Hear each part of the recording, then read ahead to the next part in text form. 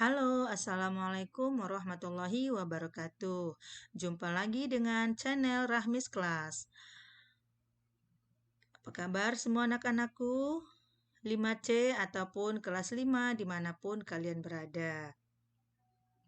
Oke, sebelum kita melanjutkan pelajaran kita pada kali ini, Ibu berharap kalian kiranya dapat mensupport ya, mensupport channel ini, channel Rahmis Kelas dengan cara apa? Dengan cara memberikan subscribe-nya, like andai kamu suka dengan video ini, dan share ke seluruh sosial media yang kamu punya agar teman-teman kamu kelas 5 SD di luar sana dapat mendapatkan pelajaran ya, mendapatkan ilmu dari penjelasan yang akan nanti Ibu sampaikan. Oke, Ibu hitung 1, 2, 3. Silahkan subscribe. Terima kasih anak-anakku dan siapapun yang menonton video ini. Thank you. Oke, sebelum kita melanjutkan pelajaran ini, marilah sama-sama kita berucap doa kepada Allah agar nanti apa yang kita peroleh pada pelajaran ini, khususnya kalian, akan mendapatkan ilmu yang berkah ya, serta bermanfaat. Amin. Bismillahirrahmanirrahim. Rabbi srohli sodri wa yassirli amri wahlul uqdatam min lisani yafqahu qawli. Amin, amin ya rabbal alamin. Oke, sekarang kita langsung ya. Ada denah kandang kelinci. Namun Ibu mau ajak dulu nih kamu melihat tujuan pembelajaran pada kesempatan kali ini. Nah, Ibu tidak bacakan ya tujuan pembelajarannya seperti apa. Kamu nanti silahkan ulang lagi tayangan video ini atau kamu silahkan screenshot saja. Jadi kamu baca sendiri. Kira-kira tujuan pembelajaran materi ini apa sih?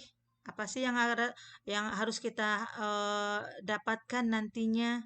Ya, nah ini dia. Silahkan di screenshot atau diulang lagi videonya ya. Oke, kita lanjut.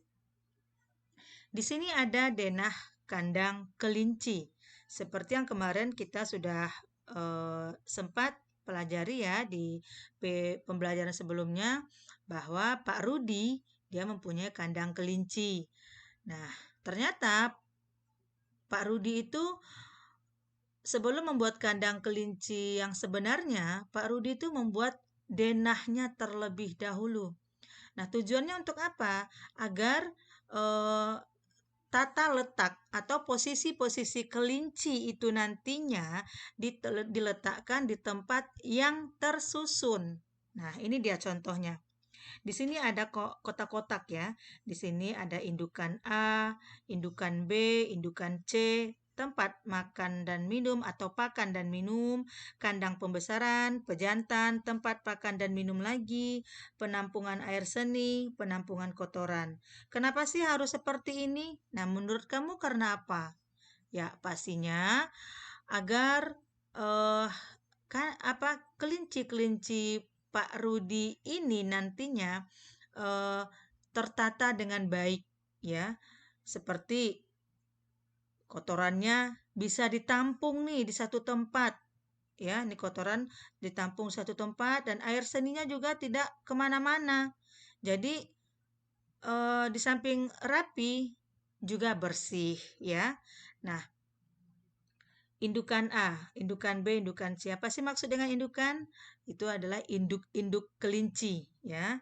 Nah, berarti di sini kelinci-kelinci betina. Nah, di sini pejantan. Disinilah letak kelinci-kelinci jantan. Nah, jadi antara kelinci betina dengan kelinci jantan, kalau di dalam kandang ini itu tidak disatukan tempatnya gitu. Nah, kandang pembesaran ini adalah bisa jadi ini tempat umum ya buat kelinci-kelinci Pak Rudi. Bisa jadi di sini tempat anaknya atau tempat kelinci yang sudah dewasa gitu ya. Oke. Nah, jadi tempat makan dan minumnya ini ada dua tempat ya. Nah, oke, kita lanjut. Nah, ini dia. Tata letak bangunan, sanitasi, jalan, dan pembuangan limbah kandang kelinci Pak Rudi sangat rapi. Dengan demikian, setiap pengunjung yang datang akan merasa nyaman. Sebelum membangun kandang kelinci, Pak Rudi telah mempersiapkan segala sesuatunya dengan membuat denah. Nah, ini dia denahnya itu ya. Terus pertanyaannya, apakah kamu tahu apa itu denah? Belum? Oke, kalau belum kita jelaskan di sini ya. Denah merupakan gambaran tentang tata letak dan suatu ruangan atau tempat. Itu dia denah ya. Nah, gambaran yang lebih luas dibandingkan dengan denah adalah peta. Nah, kemarin kita udah lihat tuh peta Indonesia.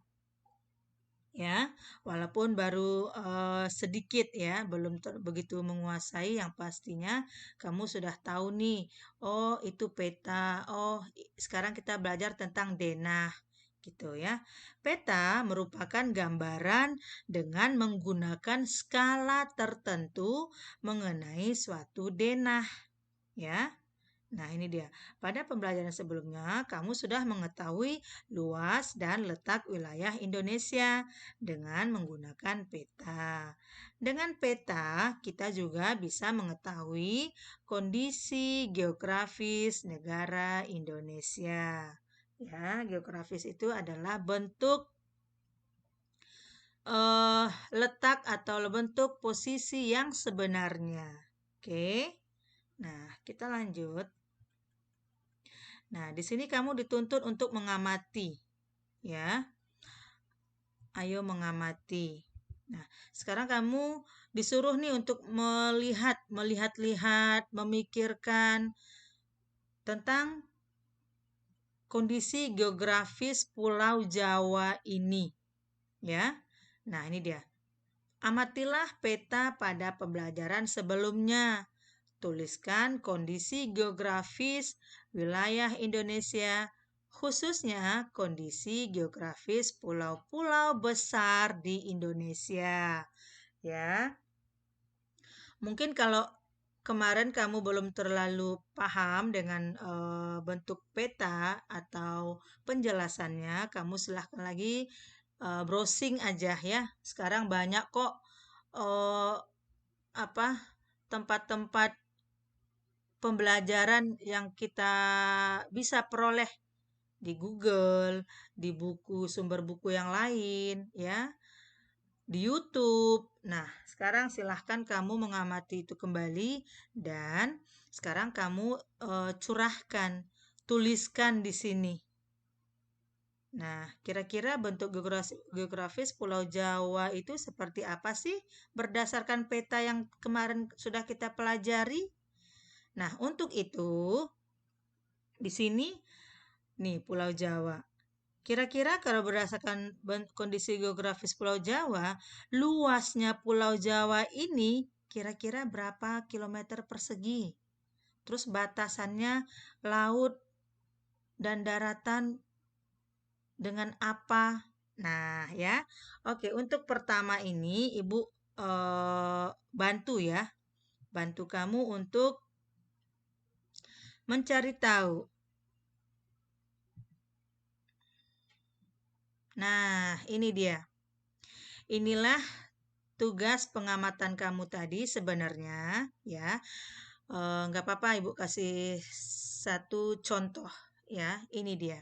Ternyata luas Pulau Jawa ini berjumlah 126.700 kilometer persegi. Sementara batasan laut ya. Perbatasan laut itu di mana?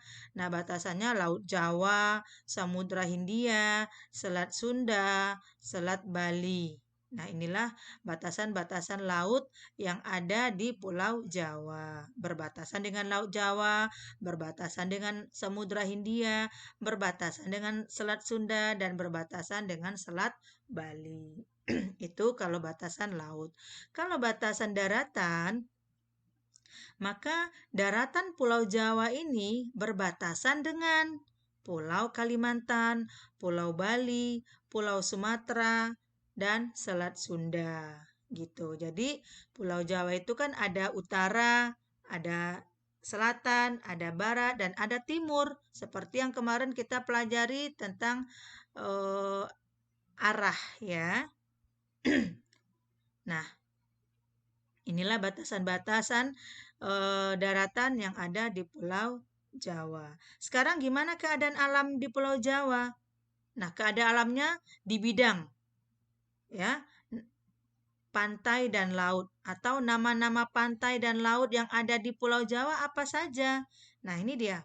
Kalau pantainya ada namanya Pantai Pangandaran, ada Pantai Carita, ada Pantai Siung, Tanjung, Tanjung Lesung, Pantai Anyer, Pantai Parangkritis, ya. Itu disebut dengan pantai. Sementara laut yang ada di Pulau Jawa, yaitu dia. Ini dia, Laut Jawa dan Samudra Hindia, gitu. Nah, dari segi nama-nama dataran rendah, ternyata di Pulau Jawa itu ada nama-nama dataran rendah juga. Ada Surakarta, Semarang, dan Madiun. Ini adalah dataran rendah yang ada di Pulau Jawa. Sementara keadaan alam tentang gunung. Nah, nama-nama gunung yang ada di Pulau Jawa, kira-kira apa aja ya? Nah, ini dia. Ada Gunung Salak, ada Gunung Tangkuban Perahu, ada Gunung Ijen, Gunung Semeru, Gunung Lawu, Gunung Merapi, Gunung Merbabu, dan Gunung Argapura. Nah, inilah kondisi geografis Pulau Jawa berdasarkan peta. Nah, ini adalah bentuk yang sebenarnya, ya. Ini adalah bentuk yang sebenarnya yang ada di Pulau Jawa. Begitu ya, anak-anak. Oke, kita lanjut.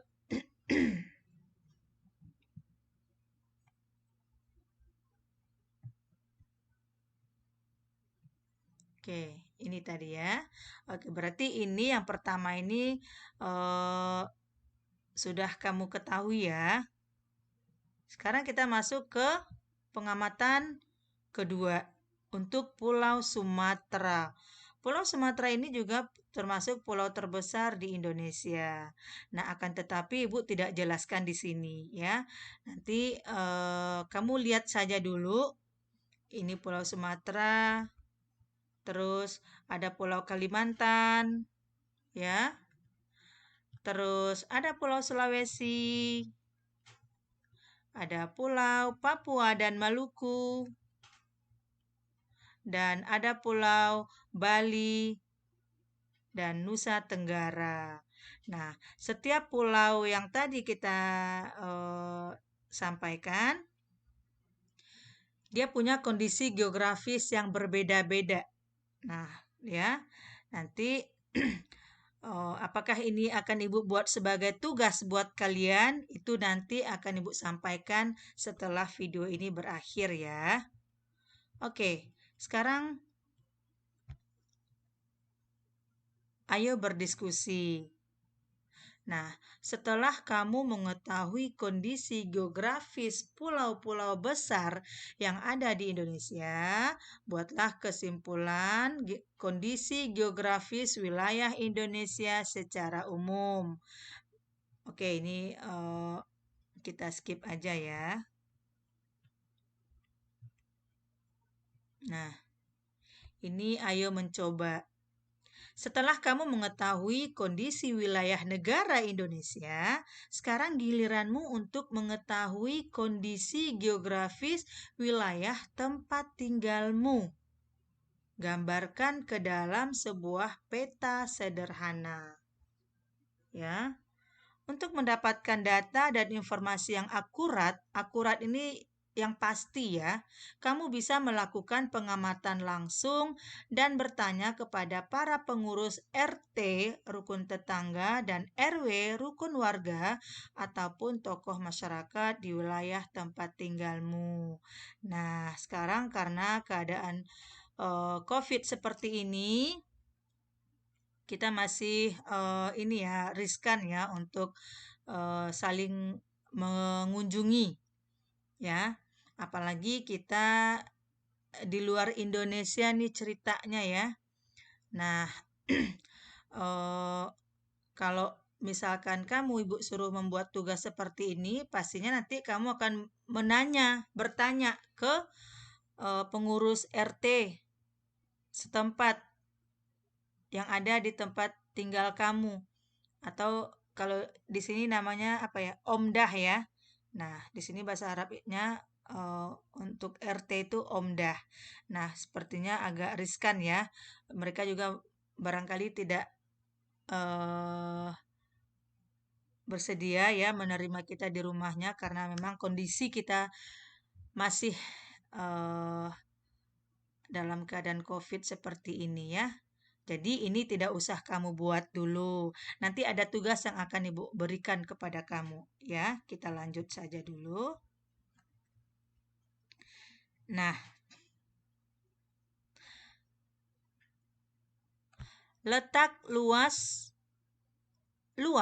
letak, dan kondisi geografis negara Indonesia merupakan modal dasar yang sangat penting bagi pembangunan nasional dan pemerataan hasil-hasilnya. Namun demikian, semuanya harus didukung dengan perilaku dan sikap positif yang sesuai dengan nilai-nilai luhur yang terkandung dalam sila-sila Pancasila. Sikap dan perilaku negatif yang bertentangan dengan nilai-nilai luhur yang terkandung dalam sila-sila Pancasila akan menjadi penghambat pembangunan nasional. Nah, ini juga udah kita bahas ya di pembelajaran 3 tentang nilai-nilai sila Pancasila. Ya, kira-kira nilai-nilai atau sikap-sikap yang mana yang terkandung nilai positif dan sikap-sikap yang seperti apa yang mengandung nilai negatif dari Pancasila. Apakah sikap ini cocok nih apakah cocok dengan nilai Pancasila ya sila kedua, sila ketiga atau sila keberapa? Nah, andai sikap negatif yang kita kedepankan, maka pembangunan nasional di Indonesia itu akan pasti terhambat atau terhalang ya. Jadi kita memang harus selalu bersikap, selalu berperilaku positif ya. Kita harus mencerminkan sikap kita ke nilai-nilai Pancasila dalam 5 sila yang ada di dalam Pancasila tersebut ya. Oke, kita lanjut. Ayo membaca. Ya. Ini juga Ibu nanti Ibu tidak bacakan bacaan ini. Kamu saja nanti yang membaca ya.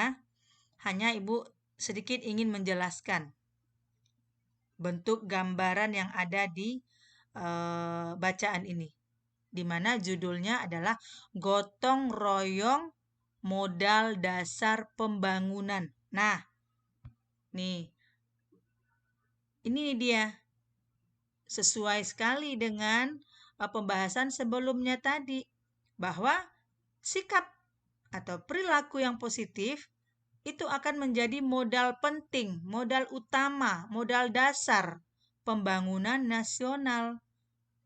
Ya. Nah, contoh seperti apa? Ya, dalam bergotong royong.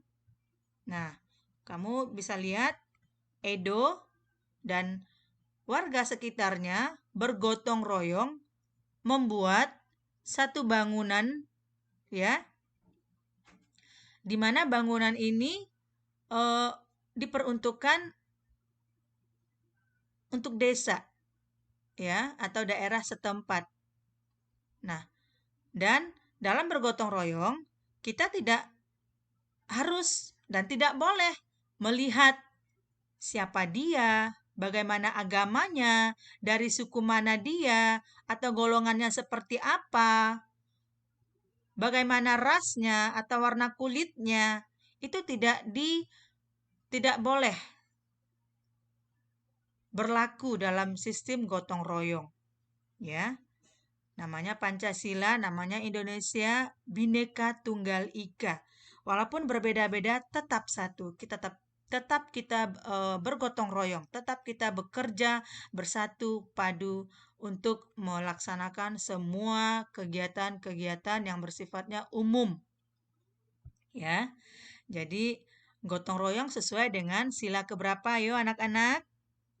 Nah, kemarin di pembelajaran 2 sudah ada ya. Nah, gotong royong mencerminkan nilai sila ketiga, ya, yaitu Persatuan Indonesia. Nah, memang gotong royong tujuannya untuk apa? Mempersatukan masyarakat, mempersatukan masyarakat yang berbeda agama tadi, yang berbeda suku tadi, yang berbeda golongan. Kalau dalam gotong royong kita tidak melihat ke arah situ. Kita harus bersatu, kita harus kompak, kita harus saling semangat, saling support. Nah, tujuannya apa? Untuk menyelesaikan semua dalam keadaan baik. Begitu. Nah, ini contohnya. Mereka mengerjakan satu bangunan dengan bekerja sama, dengan bergotong royong. Nah, coba lihat. Ada bapak-bapak yang sedang membangun, ya. Sementara anak-anaknya menyapu, membersihkan sampah, dan ibu-ibunya biasanya memasak makanan untuk para pekerja ini, ya, atau yang bekerja bergotong royong ini, gitu ya, anak-anak. Jadi intinya setelah kita gotong royong, pastinya kehidupan masyarakat itu akan harmonis. Sebaliknya, kalau kita tidak bersatu, tidak suka dengan gotong royong di daerah kita atau di tempat tinggal kita, maka hubungan dengan masyarakat lain atau dengan warga lain itu dijamin tidak akan harmonis, tidak akan bersatu, ya, karena hidup saling individu. Nah, kembali lagi ke pelajaran kemarin, makhluk sosial. Nah, makhluk sosial seperti yang kamu ketahui adalah makhluk yang saling membutuhkan, ya. Jadi semua pelajaran ini sebenarnya saling berkait satu dengan yang lainnya. Begitu ya, anak-anak. Oke, kita lanjut. Nah, di sini baru kamu disuruh nih membuat ide pokok, ya. Nah, di sini paragraf pertama sudah ditentukan, ya. Sekarang kira-kira untuk paragraf kedua dan paragraf ketiganya kamu silahkan cari di bacaan yang di atas tadi, ya. Oke. Nah, ini kamu menentukan kalimat pengembang. Di sini ada ide pokoknya, ya. Nah, kamu ditugaskan untuk membuat ide pokoknya di sini, mengembangkan, menjelaskan ide pokok yang sudah ada, ya. Ini juga. Oke, cuma 2 ya. Cuma dua kalimat pengembang yang harus kamu lakukan. Oke. Dah, mungkin cukup segitu ya. Cukup segitu materi kita pada kesempatan kali ini. Ingat, kita kembali ke tujuan pembelajaran yang tadi, bahwa kamu diharapkan untuk dapat menerima atau melakukan poin-poin yang ada di dalam tujuan pembelajaran itu setelah kamu mendapatkan pelajaran ini, ya. Jadi intinya tentang kondisi geografis pulau yang ada di Indonesia, ya. Sudah kamu ketahui, sudah kamu lihat tadi, dan sudah kamu dengarkan penjelasan Ibu dan mengenai nilai-nilai Pancasila, gotong royong, sesuai dengan nilai sila Pancasila ketiga Persatuan Indonesia, maka sudah wajib bagi kita sebagai warga Indonesia, ya, menjaga dan mempertahankan apa yang sudah ada dan tetap meneruskan kebiasaan-kebiasaan baik, ya, perilaku yang sudah tertanam di dalam diri kita. Itulah kita sebagai warga Indonesia. Oke, untuk itu sekian penjelasan dari Ibu. Banyak maaf. Wassalamualaikum warahmatullahi wabarakatuh.